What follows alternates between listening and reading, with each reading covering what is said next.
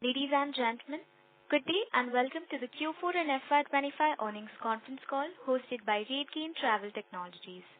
As a reminder, all participant lines will be in listen-only mode, and there will be an opportunity for you to ask questions after the presentation concludes. Should you need assistance during the conference call, please signal an operator by pressing star then zero on your touchtone phone. Please note that this conference is being recorded. I now hand the conference over to Mr. Bhanu Chopra, Founder and Managing Director of RateGain. Thank you, and over to you, sir. Thank you, Sejal, and good afternoon, everyone. Thank you for joining us for RateGain Travel Technologies Limited's earnings call for the fourth quarter and full fiscal year 24-25. It is a pleasure to reconnect with you and share key highlights from the quarter as well as the year gone by. Joining me today on the call are Mr. Rohan Mittal. It's his first call as our new CFO. Mr. Tanmay Das, our outgoing CFO, and Mr. Divik Anand, our Head of Investor Relations. We announced our Q4 and FY'25 results earlier today, and I hope you've had a chance to review our financials, press release, and investor presentation available on the stock exchanges and on our website. As AI adoption increases across industries, the need for easy-to-use technology that helps in generating new revenue is increasing across the travel and hospitality industry as well. As an AI-first company, RateGain is very well capitalized on this need as we continue to identify several new use cases to solve, shipping new features and products across all our business lines to constantly provide an easy way for our customers to solve their revenue challenges. This focus on becoming AI first has helped us end the year with record EBITDA margins for both Q4 and the full year, alongside driving steady growth across our existing relationships, which continues to demonstrate the trust that our long-standing customers have in RateGain. Building on this momentum, as mentioned in our earlier calls, we are ramping up investments in GTM efforts across geographies with a sharper focus on APAC and the Middle East. Revenue contribution from these regions has grown from 11% 2 years ago to 13.7% year to date, that too on a significantly larger base. As industry continues to navigate a cautious outlook amidst continued global uncertainty, we remain focused on operational excellence, making deliberate investments to prepare for what comes next. Central to this is our continued commitment to being an AI-first company, a shift that is shaping how we build, operate, and deliver across the business. With that, let me take a brief look at our business units. The DaaS business continues to perform well and contributed to 32% of our revenue. This vertical grew at a healthy pace with continued traction across key accounts and with the addition of new logos.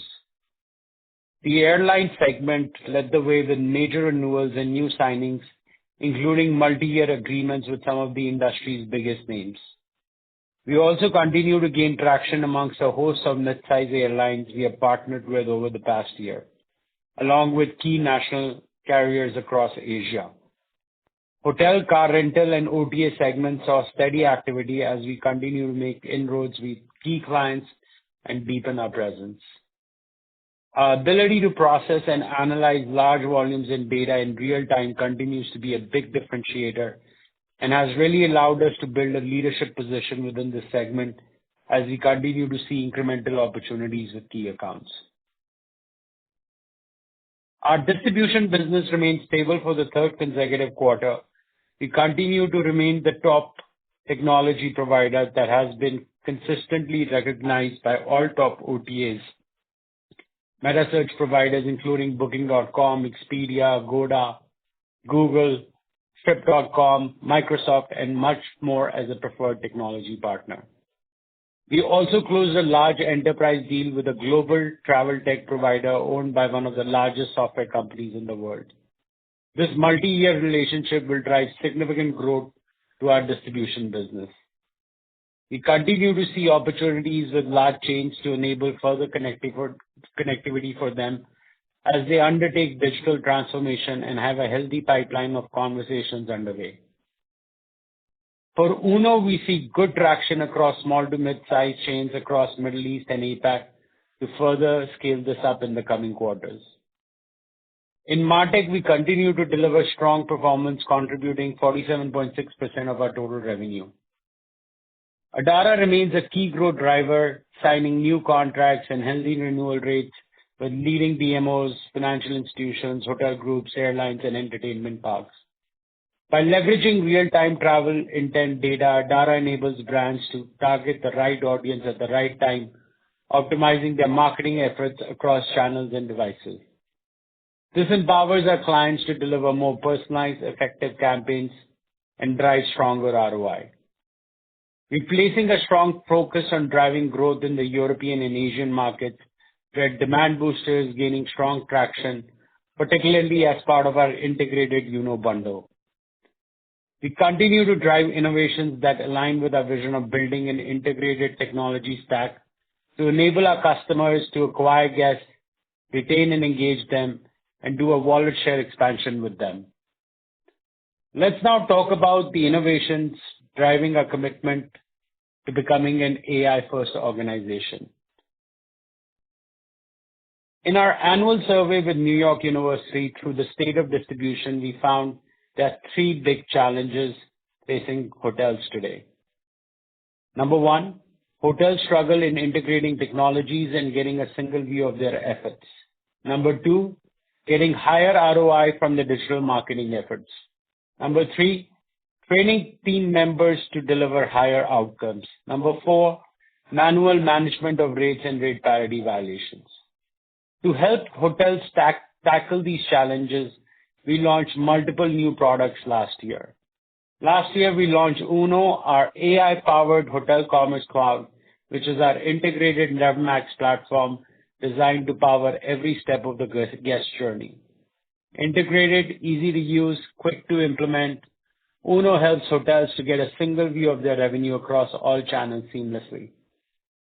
As part of this integrated offering, we also introduced Demand Booster, an AI-powered digital marketing offering with Uno that helps hotels optimize campaigns and drive higher return on ad spends.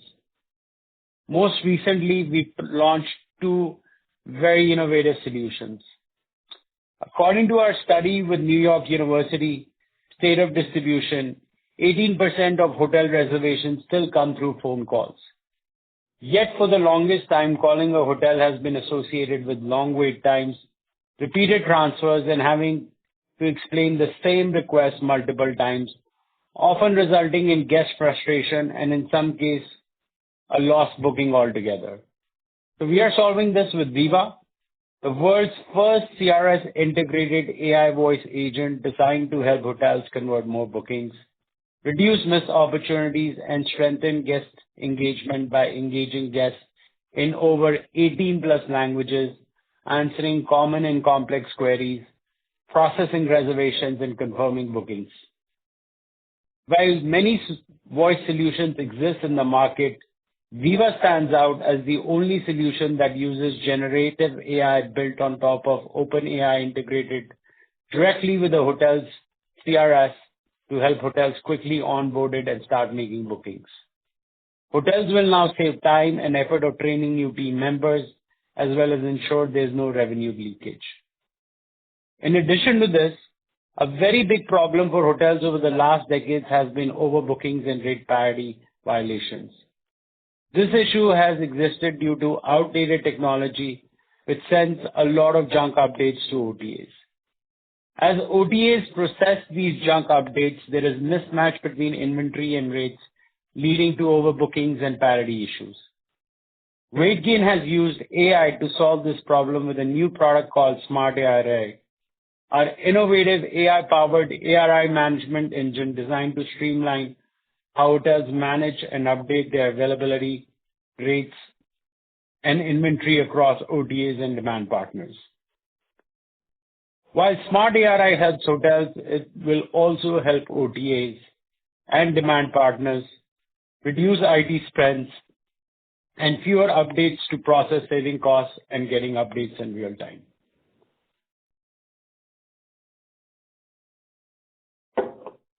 According to a study with New York University State of Distribution, reporting tools are often developed with revenue managers in mind, leaving the specific needs of distribution teams underserved. As suggested earlier, helping commercial teams make faster decisions is a key focus for us at RateGain. And to solve for that, we have introduced RG Insights, a real-time analytics solution that provides hotels and demand partners with in-depth visibility into their distribution performance. It enables them to assess the impact of each partner, identify revenue opportunities, and make data-driven decisions with greater speed and accuracy. For our fast-growing airlines business, we've launched an AI-powered digest, which provides airlines with real-time insights into route performance, demand trends, and anomalies. This enables any airlines to make proactive pricing decisions by offering timely access to critical data, helping them optimize pricing strategies and stay ahead in a competitive and dynamic market. Enabling this change across our products is critical, and to ensure that our customers get timely support, as we are also leveraging AI to deploy timely support with a conversational AI assistant, enabling faster problem-solving and the adoption of new features. As we continue to drive this shift towards building an AI-first culture, we're seeing huge productivity gains as we ship out more code while deploying AI internally. We have seen improved developer productivity and faster deployment through our AI adoption. Along with this, we are using AI in our marketing and sales functions for increasing reach, better targeting, capturing intent, and improving conversion. We continue to strengthen our leadership team as we scale the business globally, and I'm pleased to share some of the key additions and movements in the past year. These changes are aligned with our AI-first vision, ensuring we have the right leadership to drive innovation, scale, and customer success. Rohan Mittal recently came on board as our Chief Financial Officer, bringing over 18 years of financial leadership and transformation expertise. Rohan has played key roles in scaling businesses, managing IPO readiness, and driving strategic planning and operational excellence for fast-growing companies like Yatra.com, Alcargo Logistics, and Gati. Anurag Jain has joined to drive our expansion across APAC, the Middle East, and Africa. In his last stint, Anurag was responsible for driving expansion for Expedia in the Indian subcontinent. An IIM alumni, Anurag will leverage his experience across Amazon, Johnson & Johnson, and Godrej to implement new go-to-market strategies that help us grow faster in the region. Toby March has joined us to accelerate growth in the U.S. market. With extensive experience of driving commercial strategy for some of the world's leading travel brands, Toby brings deep expertise in hotel tech and enterprise sales, having worked with major chains and tech platforms across North America. His career includes leadership roles at WNS, Galileo, Sabre, and Abacus, amongst others. Carla Shaw has come on board to lead our social media offering based out of the U.S., which focuses on helping luxury hotels drive social media engagement. Carla has extensive experience in building high-performing customer teams and scaling digital programs across global hospitality portfolios. Her background spans both SaaS and travel, helping clients realize long-term value through meaningful engagement. Lastly, Deepak Kapoor has been elevated to the role of Chief Technology Officer in recognition of his pivotal role in our AI-first transformation. Deepak has been instrumental in leading the development of our SaaS infrastructure and data platforms, ensuring we continue to innovate at speed and scale. This quarter, we continue to build on our momentum with strong progress across our people agenda. Our attrition rate remains at record low levels, reinforcing the impact of our efforts to retain and grow top talent. We've taken steps towards a more future-ready workforce by embedding competency-based hiring and learning across roles, enabling sharper decisions and more aligned development. We are also actively integrating AI across the HR ecosystem, from smarter hiring to always-on feedback through our first AI employee, bringing speed, insight, and scale to how we engage with our people. As we step into this new fiscal year, our focus is clear: hire right, retain right, nurture right. That's how we will continue to unlock potential and build a workforce where high performance and growth will go hand in hand. The investments we are driving in product leadership and building an AI-first culture is helping us with the right results as we have been recognized across industry. Some of the awards that we got over the last year, we have won 4 HSMAI RateGain Awards for excellence in digital marketing on behalf of our clients. We were once again named amongst the top 10 most loved tech products globally in a survey by vote of over 120,000 hoteliers by Hotel Tech Report. The Economic Times recognized us as the best B2B travel technology provider, and we were named one of the Deloitte India Technology Fast 500 company. We were also honored by Great Place to Work as one of the top 100 mid-sized companies in India for 2024. Last but not the least, we continue to be one of the only companies covered by a top university as a case study, which is New York University in the SaaS segment for their growth. These accolades are a testament to the dedication of our people, the commitment to innovation, customer success, and our shared vision of building an AI-first company. With that, I will now hand it over to our CFO, Mr. Rohan Mittal, to take you through the performance of Q4 and the fiscal year. Thank you. Thank you, Bhanu, and a very warm welcome to everybody on this call. It is a pleasure to join you all today, and I'm looking forward to interacting and working closely with all of you. Now, coming to our numbers for Q4 FY 2025, we have reported a revenue of INR 260.7 crores with a continued year-on-year growth in EBITDA and PAT at 11.7 and 10% respectively. This is the third consecutive quarter where we were able to deliver more than 50 crores in PAT. Overall, for the entire fiscal year 2025, the company has reported a revenue of INR 1077 crores with a year-on-year growth of 12.5%. This is the first time we have crossed the 1,000 crore revenue mark. This was on the back of steady growth across all verticals, with DaaS growing at 8.5%, distribution growing at 5.4%, and MarTech growing at 19% for the full year. Our EBITDA grew by 22.3% to INR 232 crores, with the margins coming in at 21.6%, up by 180 bips over previous year. We have delivered a PAT of INR 209 crores for the entire year, which is up by 44% from previous year same time. All of this has helped us deliver a strong free cash flow of INR 120 crores for the entire year. Further, we've reported an NRR of 105% for the full fiscal year on the back of strong customer relationships and our continued ability to upsell, cross-sell, and add new logos. This is further supported by the fact that our revenue from the top 10 customers grew by 17.3% on a YTD basis. Our total customer base currently stands at 3,224 customers. We continue to closely track and strive to outperform on key operating SaaS metrics. Our revenue per employee stood at INR 1.3 crore per employee, and our LTV to CAC stands at 13.6x.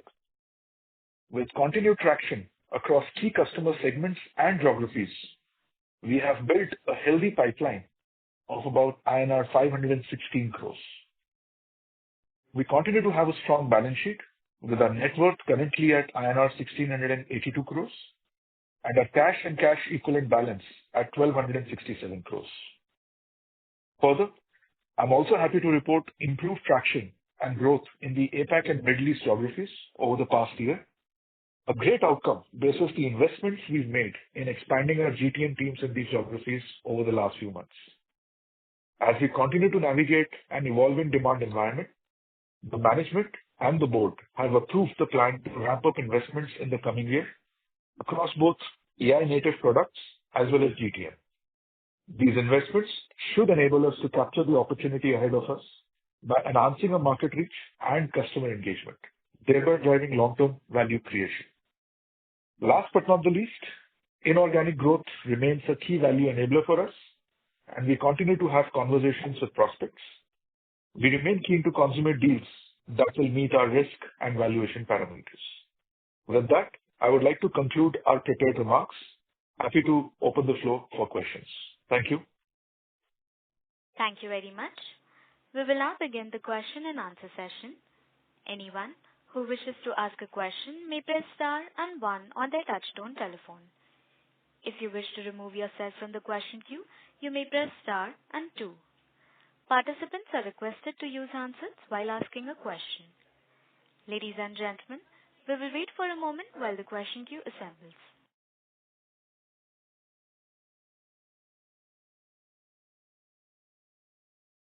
The first question is from the line of Parth Agrawal from Bastion Research. Please go ahead. Hi. Thank you for the opportunity. I have two questions. One is regarding the DaaS segment. So this quarter, Q4 FY'25, we have reported a decline of almost 9% in this quarter. So can you help me understand the reason for that? Hello? Yes, sir. Hello? Am I audible? Yes, sir, you are. Yeah, hi, Parth. This is Tanmay. So I think this quarter in Q4, we had few contracts that needed to be reorganized, and we had some pricing pressure in the DaaS segment. So we had to reprice some contracts. That's why there was a decline. Okay. And secondly, so coming to all the three segments, so going forward into FY'26, what kind of growth we can expect in each of your business segments? I'm sure we have seen some customer loss in my tech segment as well, which you highlighted previous quarter. So can you just give me some sense on that?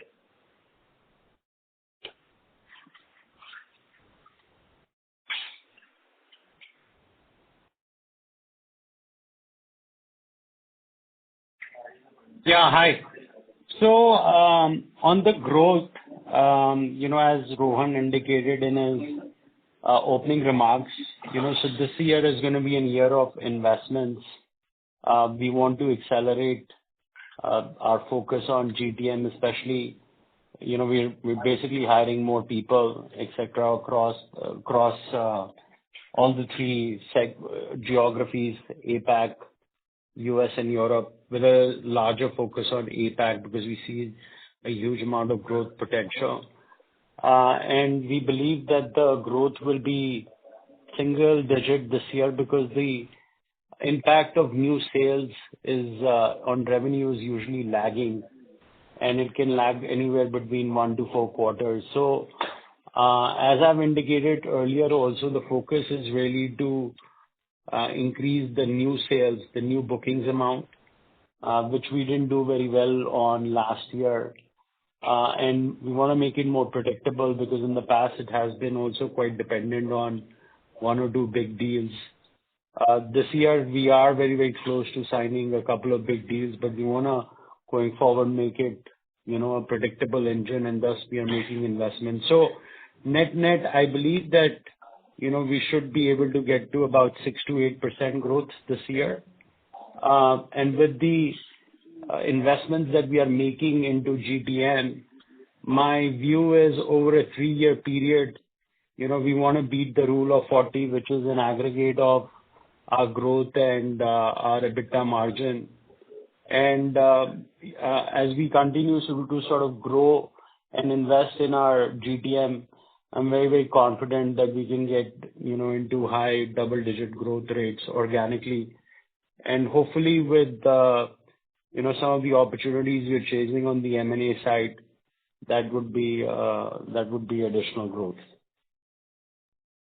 Okay. So even in the DaaS segment and distribution segment, I think you guys have been facing rising pressure for some time. So I just wanted to get a sense. So when our customer decides to choose us versus our competitors, apart from pricing, what are the, qualitative aspects generally they select? It depends on the kind of customer. For the bigger customers, they are actually seeking a trusted partner that has scale and flexibility and ability to serve. This is their specific needs. Scale becomes very, very important. And given we are one of the scale companies, that's why we are in with most of the customers. For the SME segment, the approach has been to have a one-stop solution because they don't have the wherewithal to work with different point solutions. And most often, because these solutions are not interoperable and don't talk to each other, the value accretion is lost. So we are trying to solve that by having one integrated platform that we call Uno. And those are the reasons that we are winning. On the point about pricing pressure, yes, there have been, a couple of accounts where we have faced this issue, but I don't, want to generalize this as a common issue across all DaaS or distribution customers. We've had some favorable pricing historically through legacy contracts that we acquired, and those had to be corrected. But for the most part, most of our contracts actually have CPI increases. Okay. That's thank you so much, and best of luck for the future quarters. Thank you. Ladies and gentlemen, in order to ensure that the management is able to address questions from all the participants, please limit your question to 2 per participant. If you have a follow-up question, I would request you to rejoin the queue. The next question is from the line of Karan Uppal from Phillip Capital India. Please go ahead. Yeah, thanks for the opportunity. So the first question is on the employee expenses. So we have seen a sharp drop of almost 15% in this quarter sequentially in employee expenses. Also, the number of employees are down by almost 15. So if you can explain what's the reason for this decline in employee expenses. That's the first question. Yeah. So, Karan, the decline in expenses is on account of some bonuses that had to be clawed back that we had accounted for basis meeting yearly targets. So obviously, we didn't meet those targets, and as a result of which, those bonuses had to be reduced. The other reason for seeing a net decline in employee number as was pretty consistent in my opening remarks, and I'm quite hopeful that the size of the company in terms of number of people will continue to stay where it is because we are investing quite significantly in this AI transformation, not just in our products, but also how we run as a company. So given we are a tech-based company and we are seeing some massive transformative things happening, in engineering, I think the whole engineering organization is going to be reimagined given the advances that we are seeing using AI transformative tools. So we continue to see net a lot of productivity gains. In fact, in all our departments, I am really pushing our teams to think AI first. Whenever there is a task, we ask AI if it can do it, and we will continue to see these optimizations happen organically as we go forward. Like in HR, as I mentioned in my opening remarks, we have now an HR AI agent, AI employee, and we are introducing similar kinds of productivity gains where we are AI first in what we do and how we do it. And so I don't anticipate adding a lot of people even going forward. Okay. Thanks for that clarification. Second question is on the margin outlook for FY'26. Considering that you are talking about ramping up your investments in geographies like APAC and Middle East, and also you are deriving a lot of productivity benefit through AI. So given these levers, which are quite in opposite direction, so how should we think about margins for next year? Yeah, so the productivity gains we have not really factored into like a lowered cost simply because we think we'll just, ship out more stuff and do more versus, reduce more people. I mean, if it happens organically, that's fine, but that's not how we are accounting it. Even in future, we just expect our teams to deliver more. On the GTM investments, so additional investments that the board has approved is about $5 million in FY'26, with bulk of it, about close to 4 million going into GTM. So we do think that our margins as a result will come down in this year. So it will be more around 15 to 17%. But as we sort of look to scale the company and see the impact of the GTM investments in terms of new bookings and how they impact our revenue in FY'27 and 28, because of the operating leverage that you have seen, we should come back to that 19 to 22% kind of EBITDA range as we see the impact of operating leverage as a result of new bookings. Thank you. The next question is from the line of Deep Shah from B&K Securities. Please go ahead. Yeah, hi. Thanks for the opportunity. So, Bhanu, one question on the MarTech space. So, despite these headwinds and we lost a client, yet it was doing well. Suddenly, this quarter, it seems that it has fallen down a cliff. So, is there any new pain here or nothing meaningful to call out? No, nothing new. This is so in MarTech, we also account for our Adara business. And, it's more of a seasonal thing.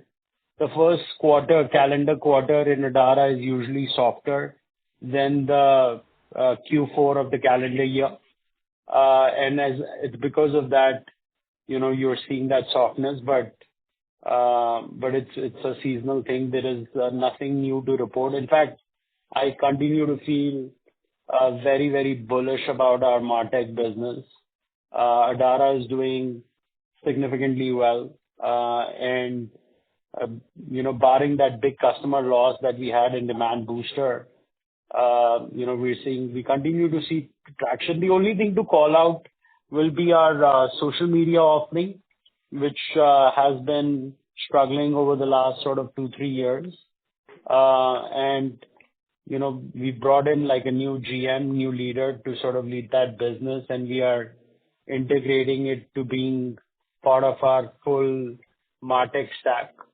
So I'm optimistic that we will turn the corner there as well, but it's a much, much smaller part of the business, so it doesn't move the needle as such. But yes, overall, it still looks pretty good.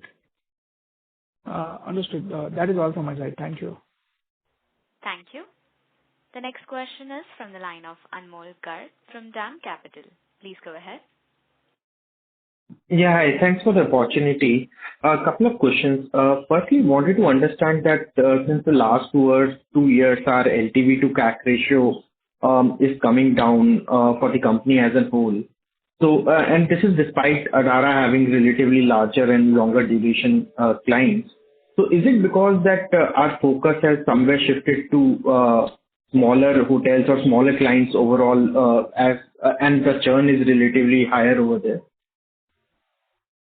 Yeah, so I think, if you look at our historical numbers, they have been significantly exceeding industry benchmarks by 2 or 3x, including the LTV to CAC. And, something that I've been looking retrospectively on, how that happened. One key realization was that, we've been quite lucky in securing 1 or 2 big contracts every year. And The reason we fell kind of short last fiscal year in terms of new sales is because, we didn't really win any of those big size contracts. In the fag end, we did win. And like I was saying earlier, the new bookings always have a lagging impact on revenue because we have to monetize the order book. I feel that going forward, we need to be much more predictable on the new bookings because that's, repeatedly I've been saying that, that's, if there is one key driver that we really need to solve for is the new bookings. So, there is a lot of focus now on, introducing this GTM intensity and also how the teams are organized. We were largely focused on feet on street, meaning, very, very enterprise sales led. I wouldn't necessarily say that we have now become not enterprise sales led or are focusing on the SMB segment. We are focusing on the SMB segment, but we are also reorganizing how we go to market where there is, we're sort of breaking down the structure and the process of go to market teams. For instance, to get more, generate more interest, we're doing a lot of marketing-led initiatives. We've instituted a new team of what are called in SaaS SDRs, sales development reps that, help create interest and create brand awareness in the market through cold calling and through lead gen efforts. We've also introduced an inside sales team that enables to help, close out the smaller deals so that the bigger enterprise deals get attention of the enterprise teams and they're not spending time on the smaller deals. So net, there is a little bit of a reorganization of how we were organized. There is massive investment into making these resources sales enabled. So, their sales enablement teams, there are a number of tools, AI tools that we are investing in. And also we are investing in building out, as I said, this year we are investing $5 million in addition to all the other investments we had to increase our GTM intensity. And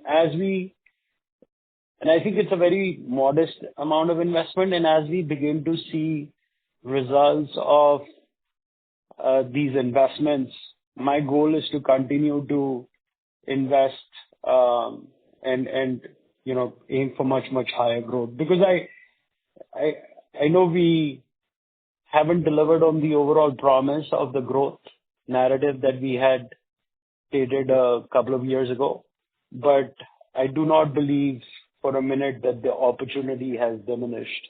The opportunity is still very, very large. We have built out massive capabilities. We just now need to build out our distribution engine to be able to process the massive and diverse set of capabilities that we have built. And like I said earlier, we began this process a couple of quarters ago, and I do believe that it is beginning to show results. So much so, I'm quite hopeful that this quarter will be, hopefully, fingers crossed, the best sales quarter in the history of the company. And as we begin to see these kinds of results, we will continue to invest and scale the company further. So net, my point is, look, our sales efficiency was very, very awesome. It was industry beating by 2 or 3x. Now, as we begin to scale the company, that sales efficiency will come down, which is very, very natural, but still will be industry beating. And we will not hesitate to increase this intensity to go out and win. Understood. And just one more from my end. So our MarTech businesses can be more sector agnostic. Are we planning to kind of increase or go to the other sectors, particularly for our MarTech offering? And also, if you can give overall outlook for all the three segments that we have in terms of the growth rate for next year, while you said it is 6 to 8% for the full year, but how do you see each of these segments panning out? Thanks. Yeah. So to your question about do we intend to go outside of travel and hospitality? No, we don't. We do continue to get requests outside of travel and hospitality to service other industries.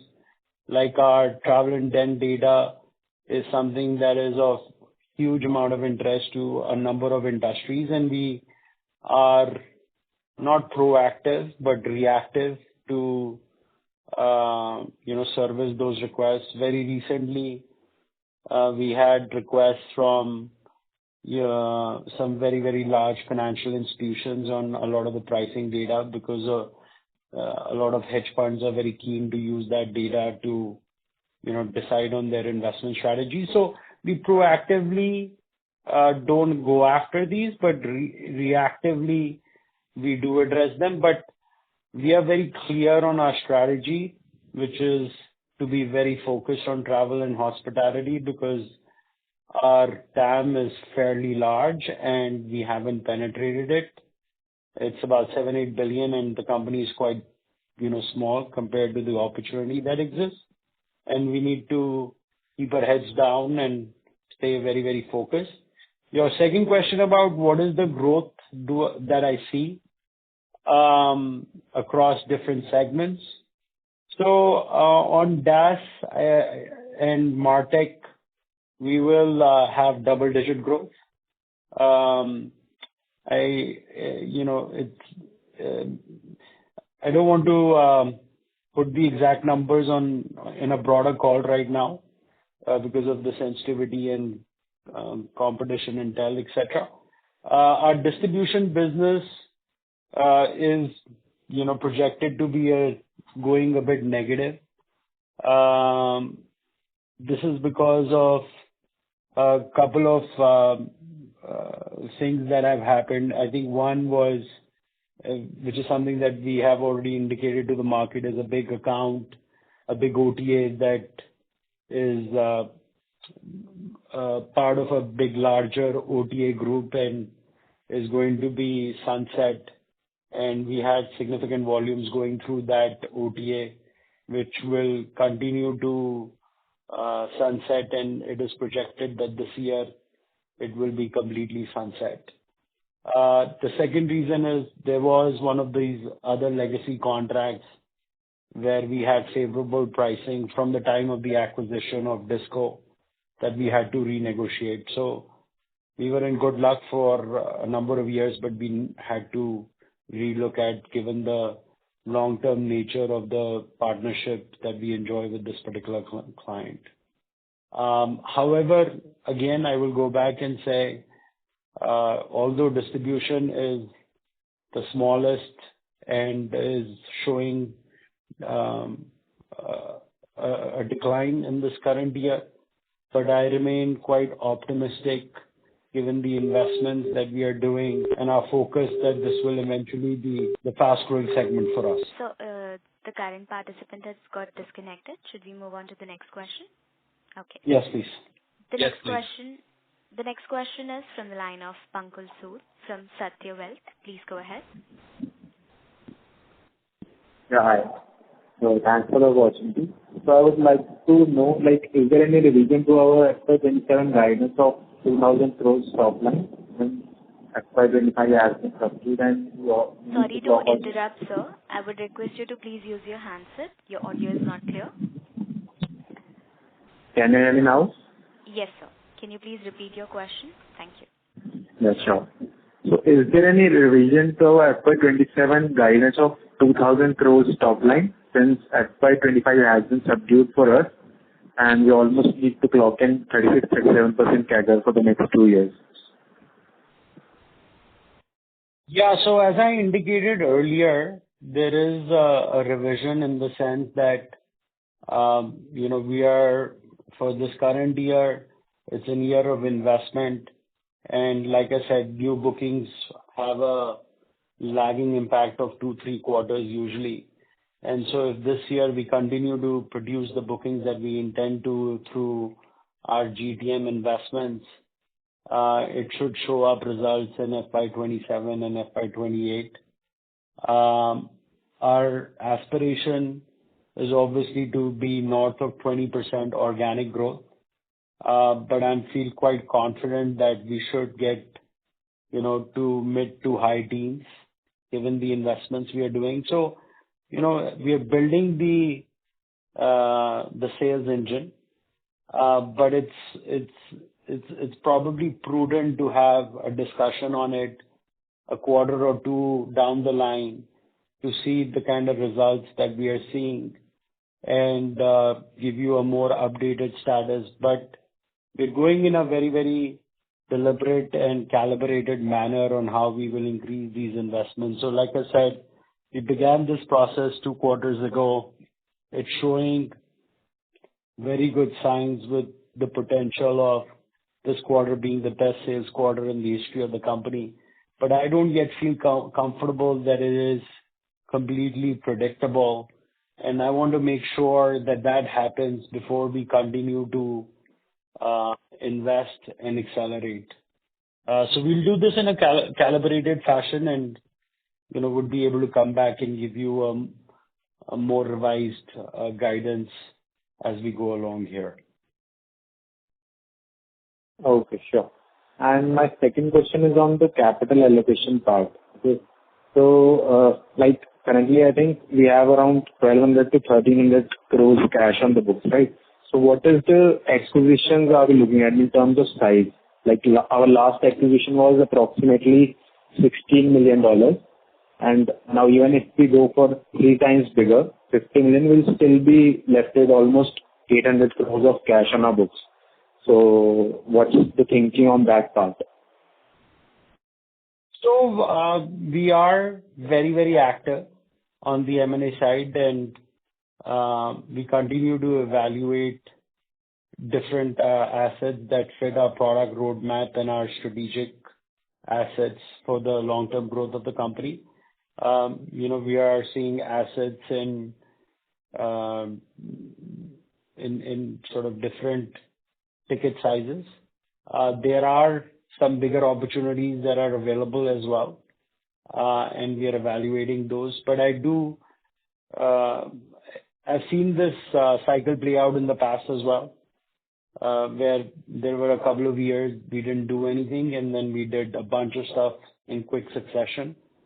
That should also give you, as investors, a lot of confidence that the company is extremely judicious in its M&A lens. And so I do feel like opportunities will come, and when they come, they will come in quick succession as well. But we need to ensure that our IRR and payback thresholds are being met. We're building the company for the future. I am not going to get swayed by, seeing what crazy prices other buyers are willing to pay. Hopefully, they will make a mess of it and come and sell it to us much cheaper. Thank you. The next question is from the line of Harsh Chaurasia from Vallum Capital. Please go ahead. Yeah. So my question is on the growth side, mainly from the top 10 client perspective. I see if I compare it on a full year basis, the top 10 clients have grown significantly versus the other clients. So I wanted to understand the growth this year has been much more tilted towards the large clients. So what I want to understand here is what is the distribution of the growth among top 10 clients? Is it concentrated to just 2-3 clients, or it is more fragmented? So this is my first question. And second is on the number of clients which we put out. If I see there is a 55 clients decline when I compare to FY'24 clients. So what I wanted to understand here is if you can give me a bifurcation between how much it would be for MarTech and DaaS and distribution. So these are my 2 questions. Tanmay, can you take this question?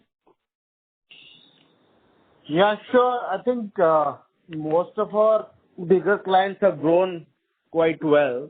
I think it's from 2, 3 clients. I think majority of our clients in the top 10 have grown in a kind of a equal fashion. As far as bifurcation is concerned, look, I don't have a data ready at this point of time, and we probably can provide you when we have a one-to-one interaction. Thank you.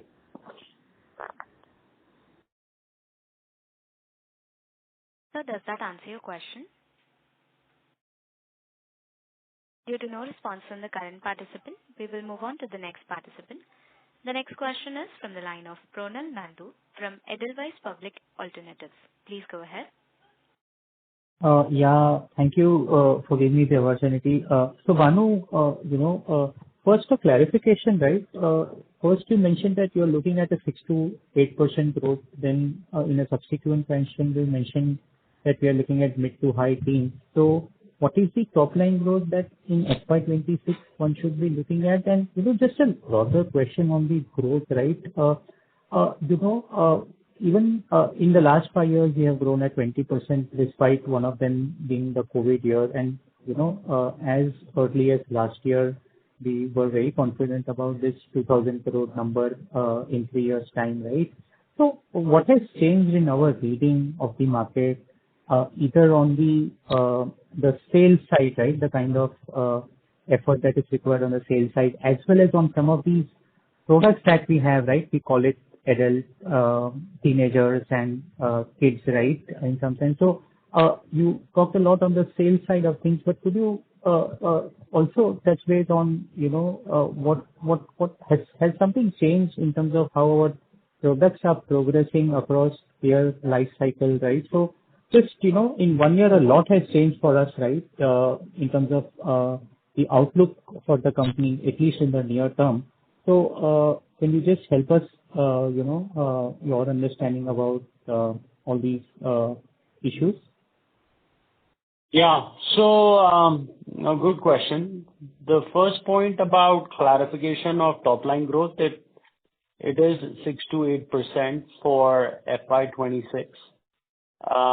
What I was alluding in terms of mid to high teens growth is in FY'27 and 28, where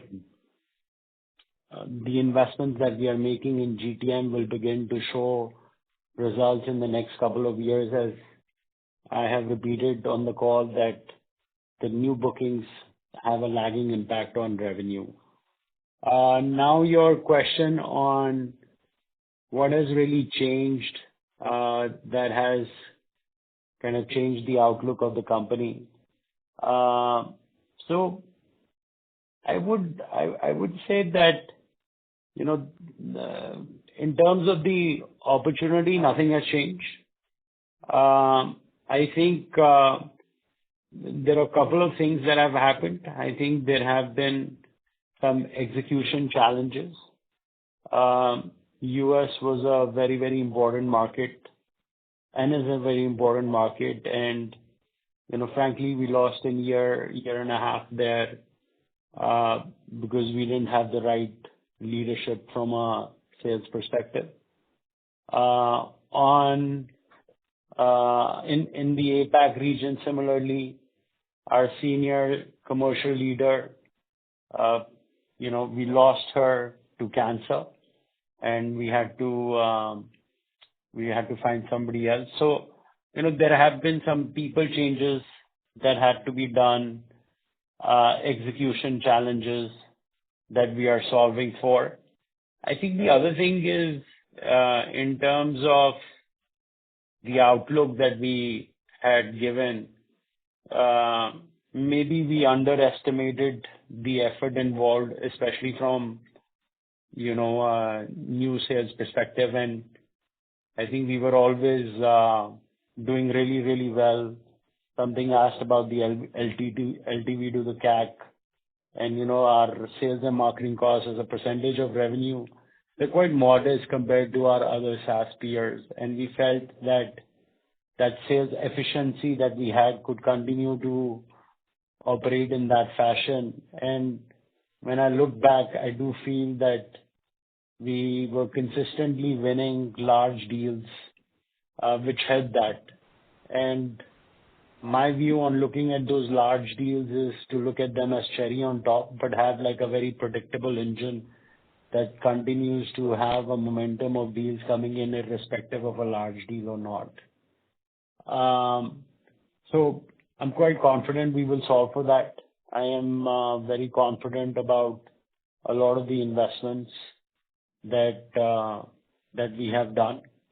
And, some of these things also get underestimated when things are going really, really well, right? As you have indicated, our growth was just phenomenal, over 50% over the last 3 years.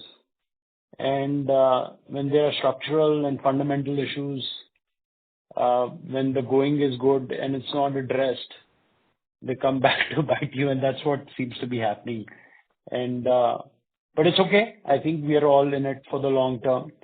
I'm very pleased with all the corrective action that we are taking, and personally and even with the team, there is a very, very high degree of confidence. The stability and the fundamental strength that we are building in the company that really will position us to march forward to being $1 billion in revenue company. Thank you.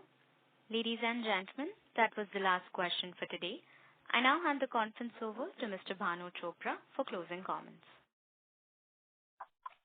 Yes, thank you everybody for taking the time out to go through our Q4 and full fiscal year. As I have reiterated, this is going to be an year of becoming AI first, increasing our GTM intensity, bringing out AI-powered products that generate more revenue for our customers. Your company is now very, very disciplined in as we go out and build the future for revenue generation for travel and hospitality industry. Thank you. Thank you. On behalf of RateGain Travel Technologies, that concludes this conference. Thank you for joining us, and you may now disconnect your lines.